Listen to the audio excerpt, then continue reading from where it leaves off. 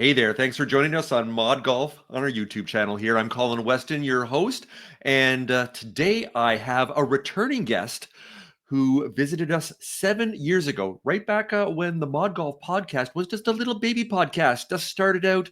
We were only a couple months in, a dozen episodes in, and that is Mr. Joe Assell, who is the co-founder and CEO of GOLFTEC. And not only did Joe join me 7 years ago, he just joined me a few minutes ago also on the podcast where we had an update on what they've been up to the last 7 years and a great conversation there. But we decided to come over on YouTube here and have a different conversation. We're going to focus on entrepreneurship. So all you entrepreneurs out there, whether you're starting, whether you're seasoned, Joe's going to provide, tips, insights, cautionary tales, things that have worked, things that haven't on his entrepreneurial journey, climbing a couple of mountains and sometimes falling back down again. So with that note, let me bring the man himself back on to the show. And there he is, Mr. Joe Assell. Joe, thanks for joining me again. How you doing? It's fantastic to be here. Thanks for having me back. It's been a while, but enjoyed our conversation we just wrapped up and excited to spend some time with you here. Good stuff. Good stuff. So as I mentioned, we're going to focus on entrepreneurship here. We want to really give some nuggets of wisdom because you are such a seasoned entrepreneur. You're such a humble guy too, but you've accomplished so much. But I know you still want to do so much more. But before we dig into that, there's probably some people out there because they may not be in the golf space, or maybe they've been living under a rock and they haven't heard about this thing called GOLFTEC. So why don't you give us the overview? Why don't you tell us what you do and why you do it with GOLFTEC to get us going here? To do that. So I'm the CEO of GOLFTEC Enterprises. We have two businesses, our legacy business, GOLFTEC Training Centers.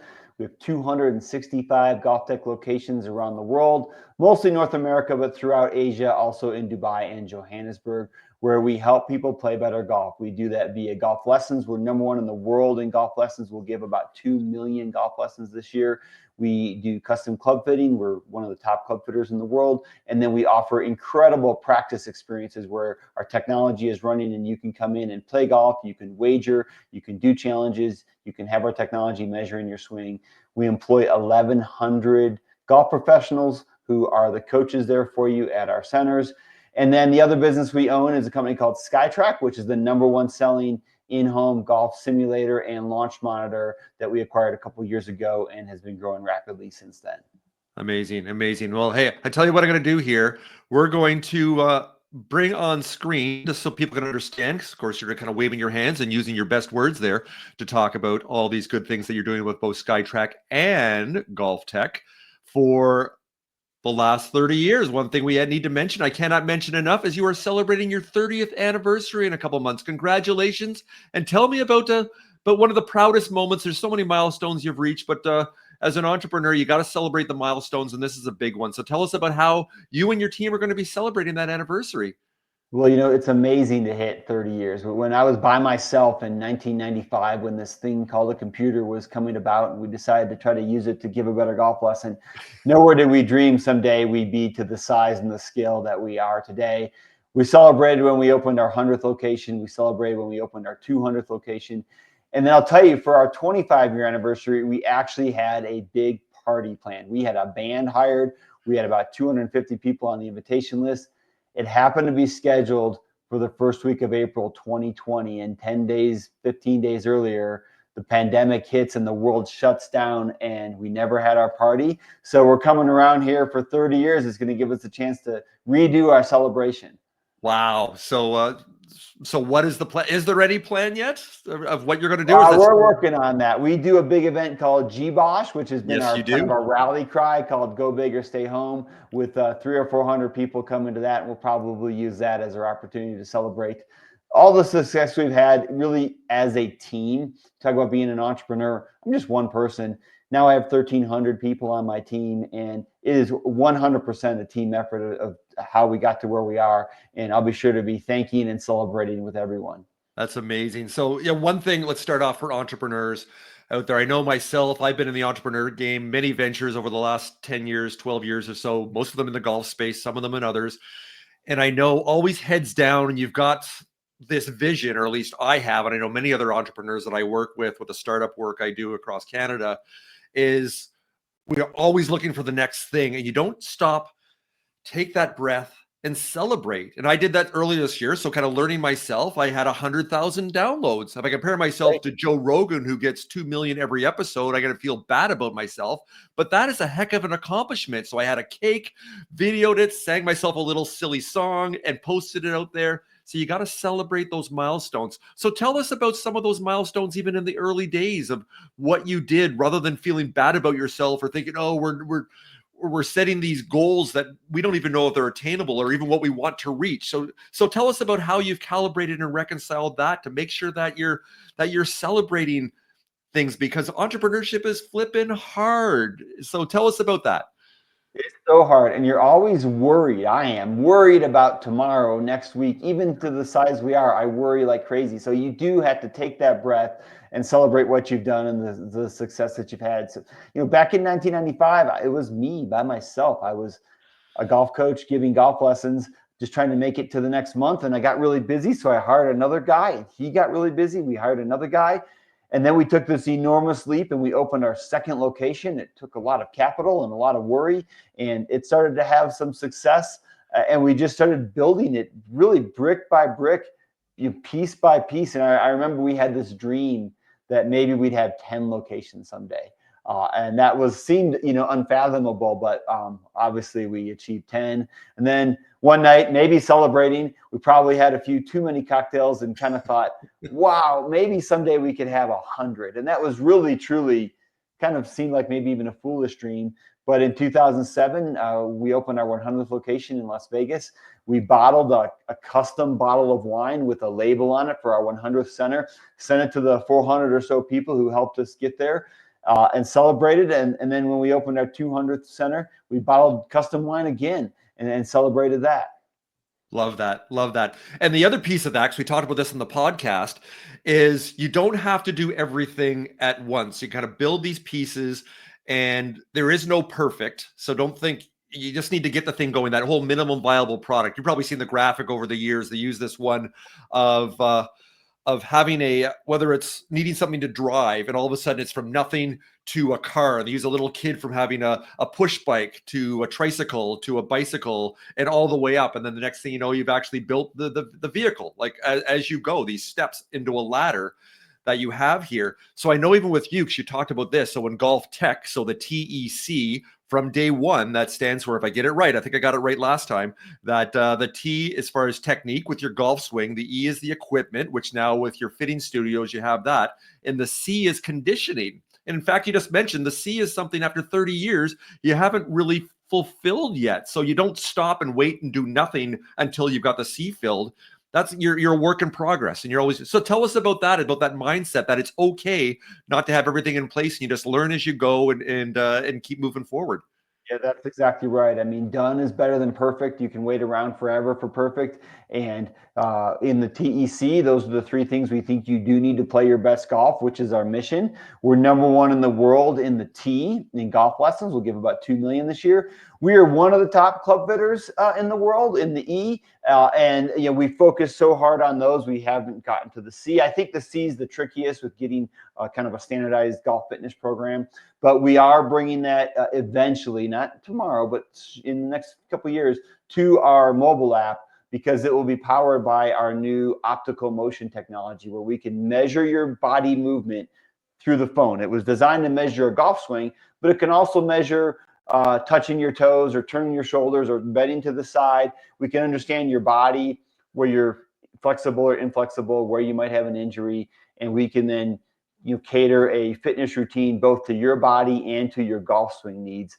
And that's how we plan to deliver the C. And then we'll have the trifecta. And not to mention, we also offer quite a bit of really amazing practice time. So that's really maybe under the T or your technique, but it's another large part of our business that we did bring to market, which is playing on a golf course, on a simulator, doing challenges designed to help you play better golf, wagering, skill-based wagering, where you can bet some money to challenge yourself to hit a pressure shot, and then our optical motion running in the bay, measuring your swing so you can see how you're doing.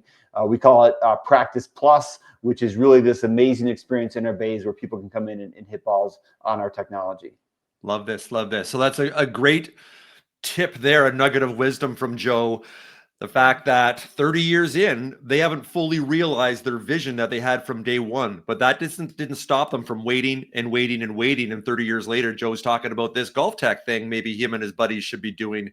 They just kept moving forward.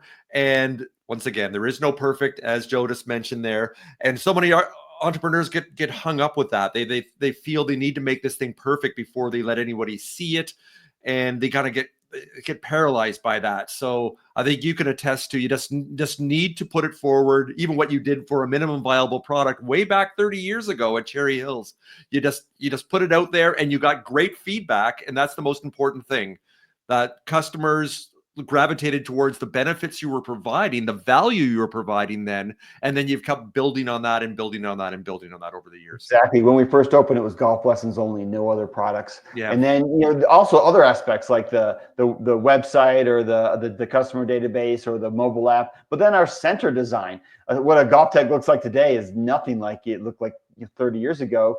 And in this building concept, we think the world can hold 900 to 1,000 GOLFTECs. And while we have 265 today, that's great. We're very fortunate for the success and the scale we've had. We just keep building that. I've got 2 more opening yet here in the next few months, and they just keep growing. And so we're constantly building and looking ahead. Same thing with our acquisition of SkyTrack. Love this.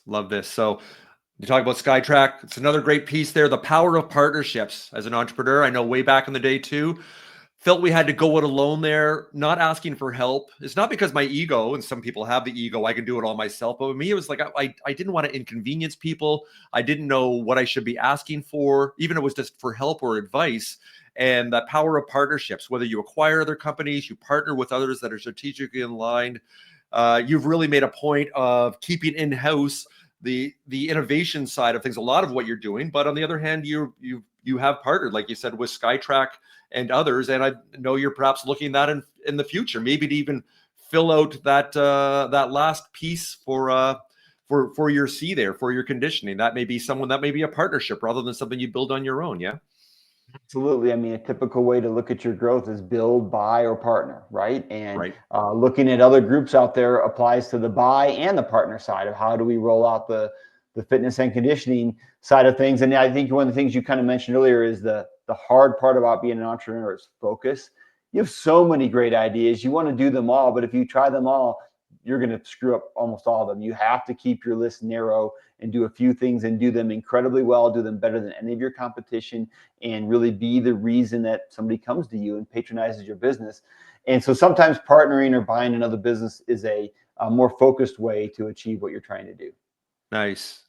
So speaking of things you need to focus on, I mentioned this during the podcast. I'm giving the litany of all the things I've done wrong or wish I could redo back in the day. But you learn from those and you move on. And to talk about this focus piece here, I'm curious to share with people out there in entrepreneurship where you see other opportunities or fear of missing out, or you don't want to disappoint someone and not partnering with them, or the next great shiny thing that may not be aligned with what you're doing. I know some people were doing in the golf space, and then all of a sudden the metaverse became a big thing, and NFTs, everybody was rushing over there. It's like, well, where's that all now? Rather than focus on the essence of what you're doing. So can you share with all of us here, perhaps an opportunity that came about, or maybe it was a partnership, or you're looking at maybe a new feature or the kind of business add-on that you actually reviewed and then you said no to, that you're actually quite proud that you didn't pursue that and you did say no?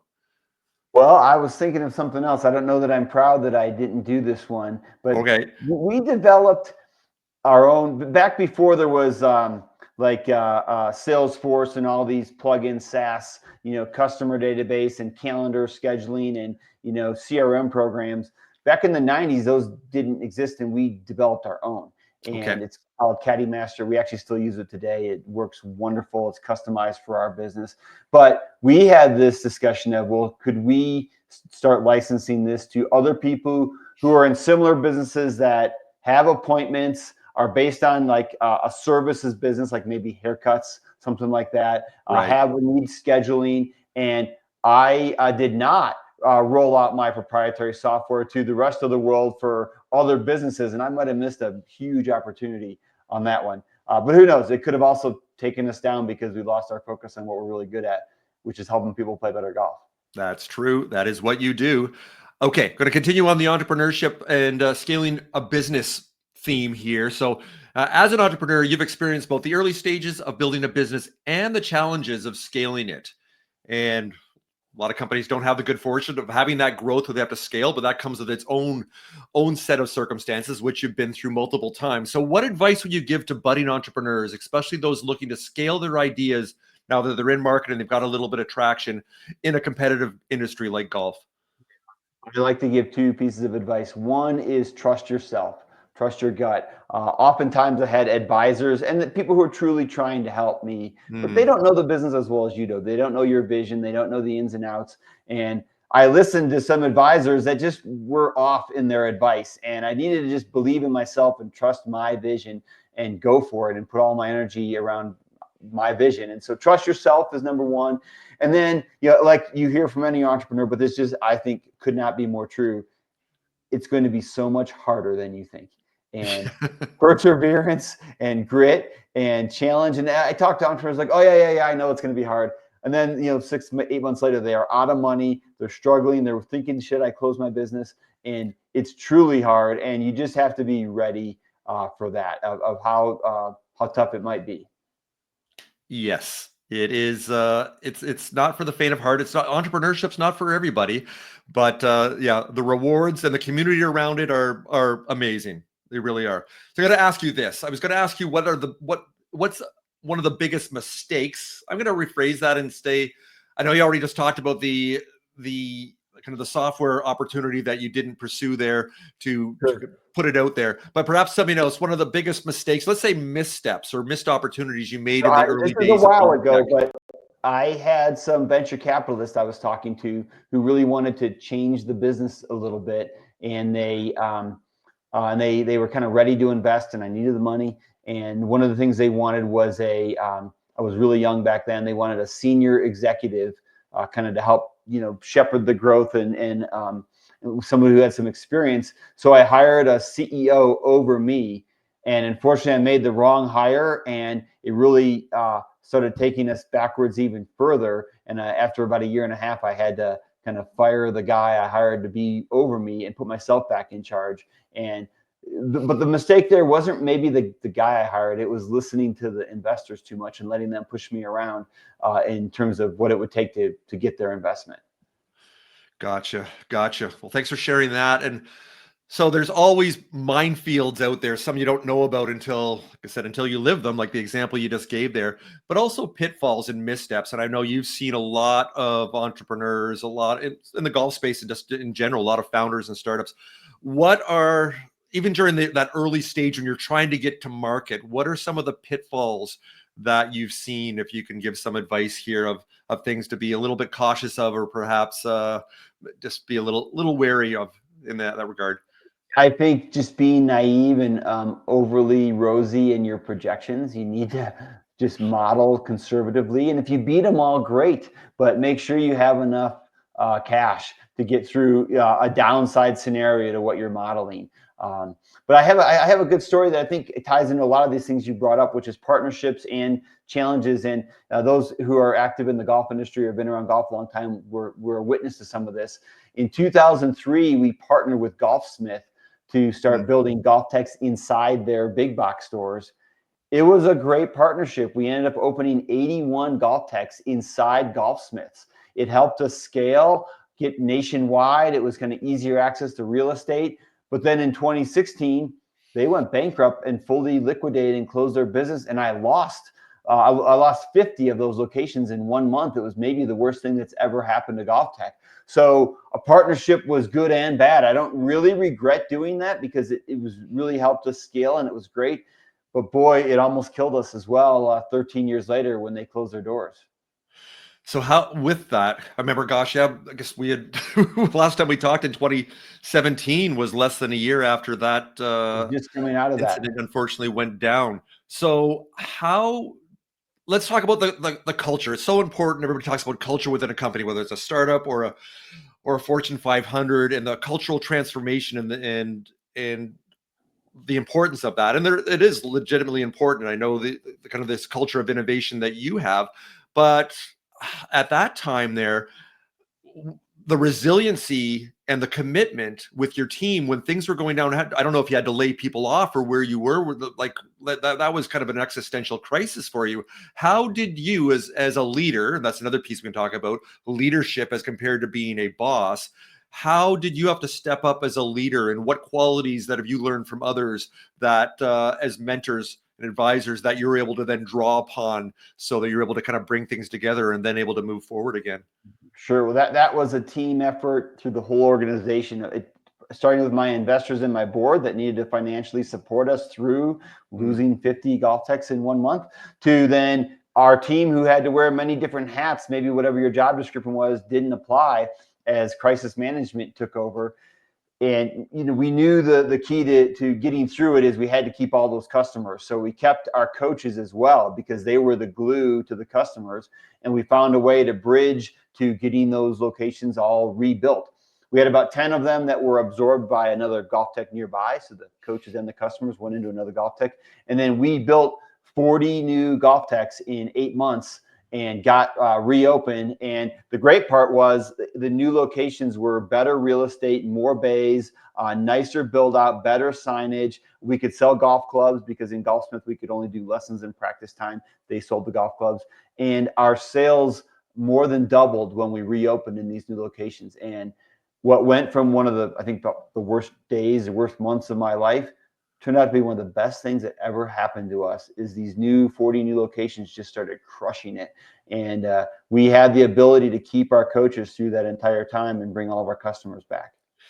Well, I guess that was a real test for G-Bosch for go big or stay home, because you didn't then kind of circle the wagons and tuck your horns in and kind of weather a storm and hope it would be okay and just get this downward spiral. It sounds like you managed to be very strategic and push forward. But it's such a testament, and I have to compliment you because it's the first time I've actually really understood the severity of the situation back then, that you must have such a great culture, positive culture there, because otherwise people, if they're just there for a job and the money, that when things like that go bad, they're going to be looking elsewhere. And it's not, because it's going to be difficult. So obviously you've got such a great team there that I always give the credit to our team, and I'll tell you about our culture because it's summed up in our 4 words of our core values, which are fun, integrity, improvement, and team. It spells fit, FIIT. We like to have fun, but we operate with integrity in everything we do. We constantly seek to improve. But the most important aspect of those 4 is the team, because without the human beings, the first 3 don't happen. You don't have fun, you don't have integrity, you don't get better if you don't have great people. And we focus on our team every single day. And I cite them in every speech I give. It's the reason we have the success that we have. And back then, it was the team that got us through that crisis. Wow. Yep. It's all about the people. It really is. That's where it starts and ends. So I want to ask you this question here, just once again, focusing on kind of challenges with entrepreneurs.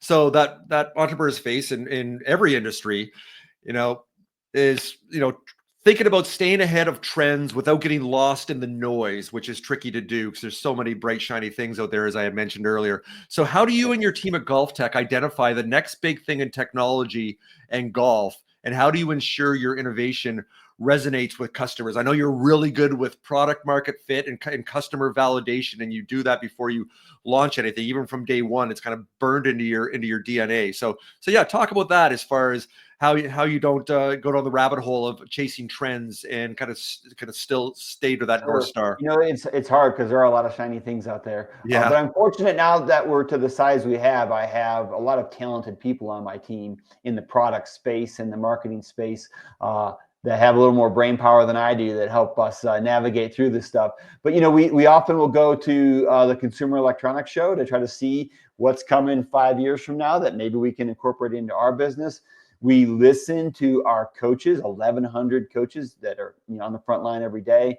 We listen to our customers, and then we're always keeping an eye on competitors, and if somebody has a newer, better idea, and kind of mix all that together to then test or survey around what might stick, what might not. And then we're fortunate too, with 265 locations, we can maybe test an idea in 5 locations to see if it works before we think about rolling it out everywhere, and be a little safer in how we dabble in things.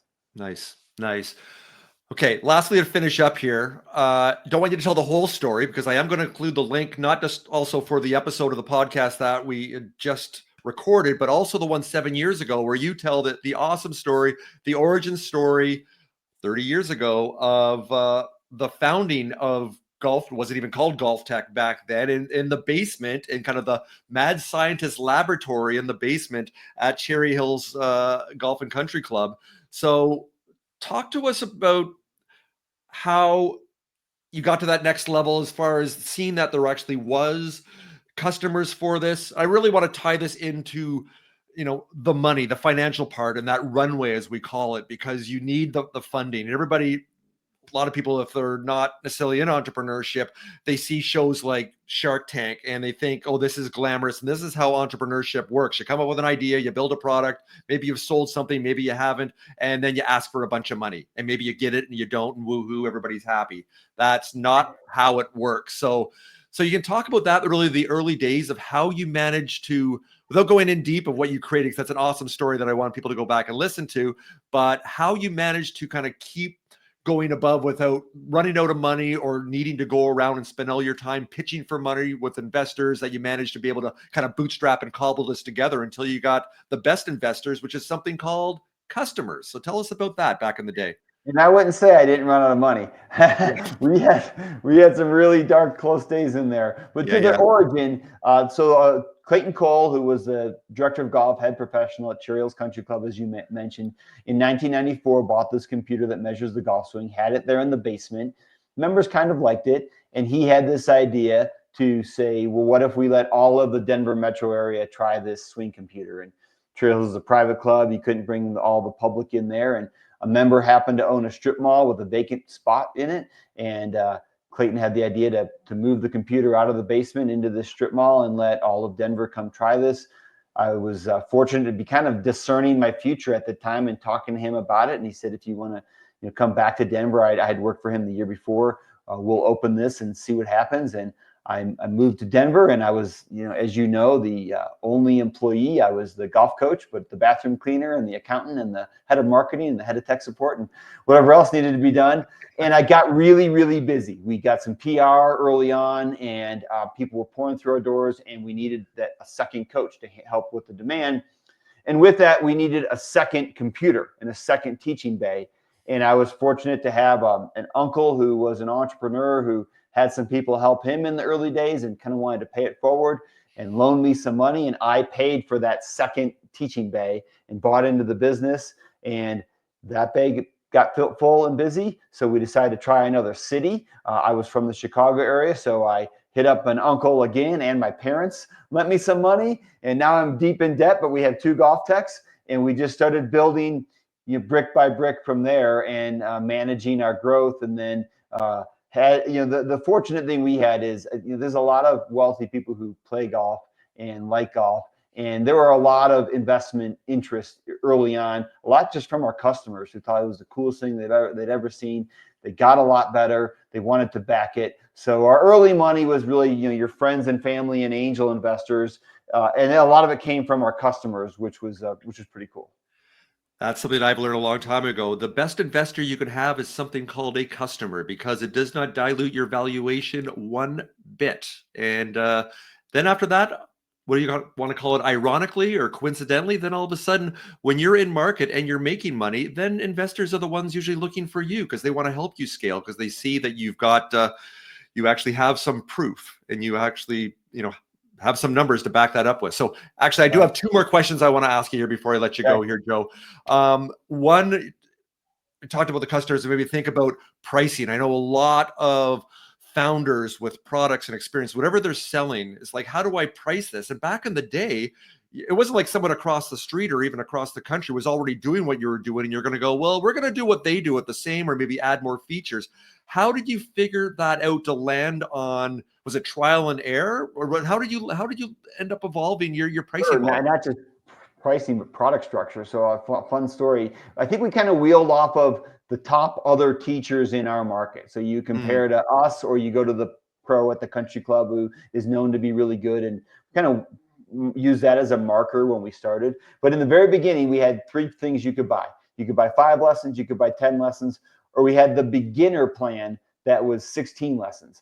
But for some reason, we only allowed beginners to use it. I don't know why.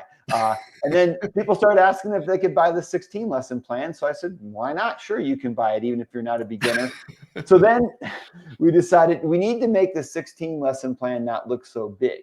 So let's invent 25 lessons. No one's ever going to buy that, but it just makes the 16 lesson plan look a little smaller. Right. Next thing you know, people are buying the 25 lesson plan, and now we have even bigger plans than that our people love. But there was a lot of experimenting and trial and error with that. And then today I have the same product structure, but we have 8 or 10 different pricing levels based on where we are in the world, and cost of living and things like that. So we have to scale to where we are now. Right. I know something you've learned. We've talked about this before. And entrepreneurs somehow blend together price and value, and those things are completely different. So the value and the benefits that you're getting your customers, and we talked about this earlier on the podcast, the fact you've got the stat, and it's proven through the millions, over the 2 million lessons that you've provided over the years. So you have the data set that on average a golfer drops their handicap by 7 strokes. So the value, you're not out there with all of your marketing campaigns, you're not talking about we cost less for lessons than someone else. It's not about race to the bottom of price, it's about the value you're adding. So over the years, how much is that being reinforced within your culture there? What mistakes have you seen others have made where they focus on price rather than focus on value and benefits? A lot of that for us is all the coaches we hire when they come in brand new. We have to really train them to have the confidence that we are really good and we can justify our pricing, because maybe they came from a price matching or a lower priced environment, and we're proud of our product and our experience, and frankly our success. People get a lot better and are comfortable that we have our price matched to the value we deliver.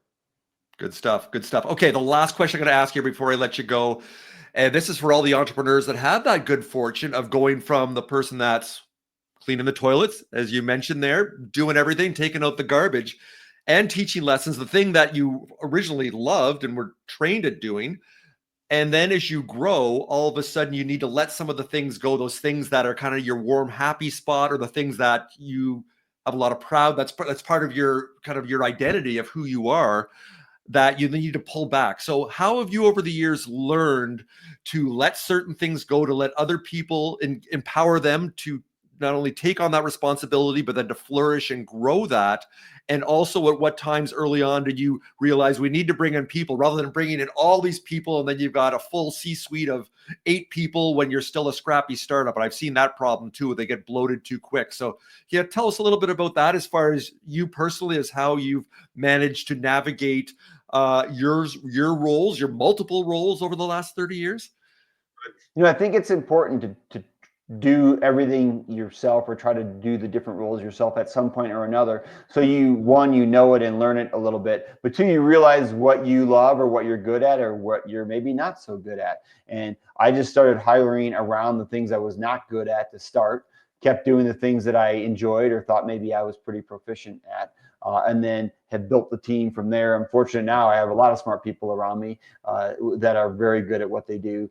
But it was really, day by day, honest, for 30 years, as we grow and we look at where there's some pressure points, what are we good at, or where should we go get some help? I love that answer. That's good stuff. Okay, as we finish up here, I am going to do a quick share of the screen here. So people want to find out more about all the good things that you're doing with GOLFTEC. There's the website there. I will put the, hang on here a second here. See, not only the host here, but also I am the executive producer, kind of twisting the knobs and pulling the buttons. Obviously, not doing a very good job of it here, as I'm struggling to find the thing that I need. So just hang tight here, and that is, there we go. There's the GOLFTEC URL. So there's the website. There's the URL. So if you want to get a hold of GOLFTEC and have a look yourself, maybe sign up or just learn more about what they're doing, that's the place to go. Is there anything else that you would suggest before we I finish just up have here? to put a plug in for SkyTrackGolf.com as well. That's a big part of our business, the #1 selling home launch monitor and home simulator. We can set up an entire simulator in your house for $5,000 where you can play Pebble Beach and all kinds of great courses. And coming soon, GolfTec instruction via your SkyTrack. That is so good. And we also have here, I believe, as we finish up, that with Skytrack, because I just that's one of the companies that you did acquire Skytrack a few years ago, We right? acquired SkyTrack about 2 years ago. There you go. There we go. I think we got it up there now. Good job. All right. So there you go. Yep. All the good stuff you're doing there. Myself a simulator. I don't know. Our house, we live right in Vancouver. We're not in the suburbs with 3 garages. So with our garage here, if I want a home simulator, I need one, but I don't know. My wife doesn't golf. It may cost me my marriage though, Joe. I gotta work. That may not be worth it, but the good news is there's probably a GolfTec near you where you can go do the same thing in a GolfTec anywhere. Oh my goodness. Well, you have been very generous over the years of hooking me up with lessons there as part of kind of our collaboration here with the ModGolf Podcast. So like I said, my handicap's going back up because I am not at GolfTec. So I have a feeling there's a direct correlation with that. I think it's no mystery that I've gone back up 4.5 strokes rather than getting better. So yeah, I got to get that 17. I want to get down to, I don't need to be a scratch. I just want to get down to a 10. And I know that consistency is the problem. Our motto is 7 shots better. So if you're at a 17, a 10 is exactly in the range for you there. There we go. And next season, Joe, maybe that's the mission over the week. Because you know what? Because I play now. I'm part of a men's group, one of the courses here that's really competitive, but lots of fun. And we play a lot of net events. And hey, if I can get my handicap down, I have a feeling I'm going to kick some butt there. If all of a sudden my handicap is still a little bit represented from last year, and I've got it down to 7, I'm going to. It always lags for sure. Yeah. There we go. Okay. Well, hey, that's I've now got my winter marching orders. I think we can work that out later. Not going to put too much pressure on you to see how we'll work out the lessons here in Vancouver. But hey, love what you're doing with GolfTec. I also wanted to mention you can see scrolling down below here, you want to check out episodes of the ModGolf Podcast. We're almost ready to celebrate ourselves 200 episodes, which is amazing. I don't think you didn't think you were going to reach 30 years. I didn't think I was going to reach that. So the other thing I'd ask too, hey, if you enjoy these videos, you learn something, not only leave some comments, but hey, if you can subscribe to the channel, we're almost at 1,000 subscribers, which actually unlocks some other fun things for us on YouTube here. So you know what, we're just a scrappy independent, love what we're doing here. And if you want to have see more great conversations like I'm having with Mr. Joe Assell, give us a little bit of love here and support us. So with that, Joe, thanks again for joining me on ModGolf, and hopefully it won't be another 7 years. Hopefully I'll see you at the PGA show this year in a couple months' time. I'll be there. Looking awesome. forward Let's to have it. a chat. Good stuff. Thanks a lot. All right. Take care. Bye for now.